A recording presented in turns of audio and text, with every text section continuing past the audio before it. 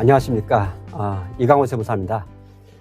이번 시간에는 그 임의 재건축 사업과 관련된 과세 문제를 살펴보도록 하겠습니다. 임의 재건축은 도시 및 주거환경정비법상 재건축 재개발 사업이 아닌 소규모 재건축 사업을 우리가 주로 의미하는데요.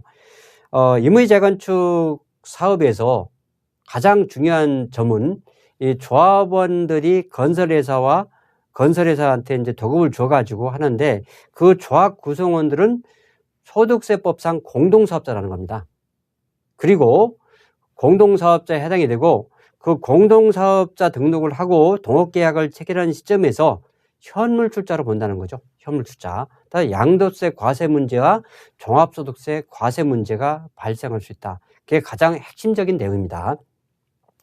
그러면은 그 임의 재건축할 때 조합원들이 공동사업을 했을 때, 동업을 했을 때 그게 과연 양도소득세 과세 대상이 되는 현물출자에 해당이 되는지 그 부분에 대해서 살펴보도록 하겠습니다. 소득세법에 보면은 이 양도라는 것은 양도에 해당이 돼야 이제 양도소득세가 과세 대상이 되는데, 자산에 대한 양도소득세 과세 대상에 대한 토지나 건물 이런 거겠죠. 부동산. 등기 등록에 관계없이, 뭐 등기하지 않고 이제 전매할 수도 있으니까 등기 등록에 관계없이 매도, 교환, 법인에 대한 현물출자 등을 통해서 그 자산을 유상으로 사실상 이전하는 것이 양도다. 그러면은 임의 재건축 사업 수행 시에 조합원들이 그 등기를 그 공동사업에 소유권 이전 등기를 하는 게 아니죠. 그리고 두 번째는 대가를 받아야 양도가 되는데 금전을 받은 게 없거든요. 그런데 왜 양도를 보느냐? 등기 등록이랑 관계가 없는 거죠. 없고, 또 마찬가지로 공동사업의 현물출자를 하게 되면은 출자 지분을 받게 됩니다. 조합원의 지위를 받게 되죠. 따라서 유상양도라는 겁니다.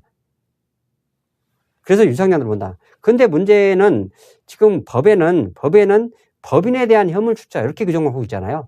그런데 대법원이나 국세청에서도 마찬가지로 이 그 구성원끼리 현물출자, 이것도 양도소득세 과세 대상이다. 이렇게 보고 있습니다. 그러면은 구체적으로 한번 살펴보면은 도시 및 주거환경정비법상 재개발, 재건축, 정비사업조합은 이것은 보통 관리처분 계획에 따라서 종전부동산 현물출자하잖아요. 이거에 대해서는 환지로 봅니다. 환지는 양도소득세 과세 대상이 아니거든요. 그래서 환지로 보기 때문에 과세가 아니다. 그 20세 미만의 임의 재건축, 이건 어떻게 볼 것인가? 이거에 대해서는 종전부동산을 현물출자하고 새로운 주택을 한 채씩 다시 가져오는 것은, 이것은 현물자로 보지 않아요. 그런데 문제는 조합원들이 자금력이 없기 때문에 건설회사한테 추가 부담금이나 또는 일반 분양을 통해서 공사비를 조달하죠. 그래서 일반 분양이 발생했을 때 이때는 현물투자로 봅니다. 따라서 양도소득세 과세가 된다. 일반. 그리고 요즘 많이 시행되는 빈집 및 소규모 주택 정비에 관한 특례법에 따라서 이런 경우에도 양도로 보냐, 이 부분에 대해서 국세청 행정해석으로 양도로 본다. 이렇게 규정을 하고 있습니다. 임의 재건축 사업에 대한 과세 문제를 구체적으로 한번 보겠습니다. 만약에 각과 을이 다세대 주택을 2019년도 5월 1일에 현물출자하여 공동사업을 영위하도록 약정을 하고 동업계약을 하고 2020년도 5월 달에 새로운 주택 한 채씩을 소유하고 한 채씩 가져온 거죠. 한 채씩은 종전부동산 플러스 추가 부담금 이렇게 이제 해서, 그리고 두 채는 일반 분양을 통해서 공사비로 충당을 했을 겁니다. 건설회사한테 귀속이 되는 거겠죠. 현물출자 당시에 종전부동산 평가액이 5억이라고 가정을 하고 지분율은 2분의 1씩 동일하다고 가정을 합니다. 추가 부담금을 2억을 납부했어요. 그리고 종전부동산의 갑의 취득가액은 1억 원이고 3주택 중과 대상입니다. 을은 1세대 1주택 비과세 대상이다. 을은 비록 현물 출자를 한다고 하더라도 양도소득세 과세 문제는 발생하지 않는데 갑의 경우에는 상당히 심각한 문제가 발생한다는 거죠. 이 현물 출자로 인해서 3주택 중과에 걸릴 수가 있다는 겁니다. 3주택 중과에 걸려버리면 장기 보유 특별공제도 인정이 안 되고 그리고 세율도 20%로 추가 과세가 됩니다. 상당히 부담이 되는 문제가 발생한다. 종전부동산의 면적 및 평가액은 동일하며 신축세의 면도 동일하고 가정한다 했을 때 양도소득세를 한번 산정해 봅시다. 갑의 경우에는 양도가액이 종전부동산 평가액이 5억이죠. 5억이고 그러니까 2분의 1이니까 양도가액이 2억 5천이 될 거고요. 그리고 취득가액은 1억. 여기 취득가액이 1억이라 했죠. 1억. 이것은 만약에 이 양도가액 기준시가면은 당연히 취득가액 기준시가로 가야 되고 이 양도가액이 실가면은 실가면은 이것도 취득가 실가로 가는 겁니다. 그래서 양도차익 1억에 대해서 중과세 문제가 발생한다. 을은 1세일 때 비과세다 보니까 당연히 중과 문제가 발생하지 않죠. 이랬을 때는 당연히 이 양도가액을 높일수록 유리하겠죠. 그래야 나중에 종합소득세 취득가액이 높아질 거니까. 그렇기 때문에 이 임의재건 중에서 지금 가장 큰 문제가 양도소득세 부담과 종합소득세 부담. 특히 양도소득세 그 구성원들이 조합원들이 2주택 중과 3주택 중과에 걸릴 경우에는 이 임의재건축 사업이 상당히 난제가 될 수 있다. 이렇게 판단이 됩니다. 임의재건축 사업의 과세 문제를 한번 더 보면은 양도소득세 과세가 되고 또 이제 사업소득세, 종합소득세 과세가 되겠죠.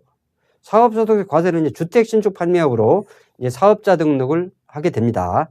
이제 공동사업자로 등록을 하겠죠. 하는데 그러면 이제 일반 분양 수익 금액 10억 원, 요 일반 분양 수익 금액 10억 원에 대해서 그 총수익 금액이 될 거고 그리고 2억 5천 토지가액이죠. 현물 출자 당시의 시가 또는 기준시가 해서 일반 분양분 상당액만 조합원 분양분은 과세 대상이 아니니까 그리고 공사비 중에서도 50% 일반 분양 상당액 그래서 비용 이렇게 해가지고 그 사업소득세를 산정해서 납부를 해야 된다. 여기에서 요 추가부담금 요 부분이 총수익 금액에 산입되느냐 또는 그 법인세법상 입금에 해당되느냐 요 부분에 대해서 이제 국세청 행정해석으로는 총수익 금액에 포함된다 이렇게 보고 있지만은 대법원 주로 이제 도시 및 주거환경 정비법상 재건축 재개발 사업이죠. 조합원이 부담한 이 총수익 금액은 추가 부담금은 이것은 어떤 현금 출자에 해당이 된다. 따라서 입금에 산입하지 않는다. 이렇게 2018년도에 대법원에서 판단을 했습니다. 이렇게 참조를 하시기 바랍니다.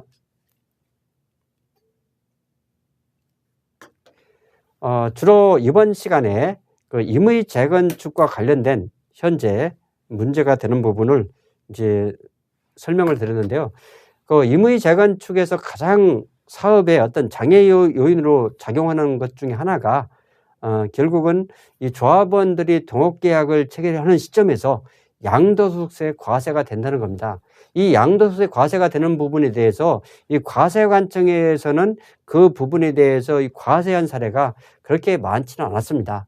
그 이유는 등기 등록 소유권 이전이 안 되기 때문에 과세자를 확보하기가 상당히 힘들어서 그랬지만은 요즘은 이 임의 재건축 사업도 대부분 그 신탁과 관련돼서 연결이 됩니다. 신탁과 관련돼서 신탁회사를 통해서 신탁 등기를 한다면은 신탁 등기를 하는 시점에서 소유권 이전이라는 그 과세 조리가 발생합니다. 따라서 이 과세관청에서는 그 과세를 바탕으로 이 임의 재건축 공동사 현물 출자에 대해서 양도소득세를 과세할 가능성이 상당히 높아졌다. 이렇게 보여집니다. 예, 수고 많으셨습니다.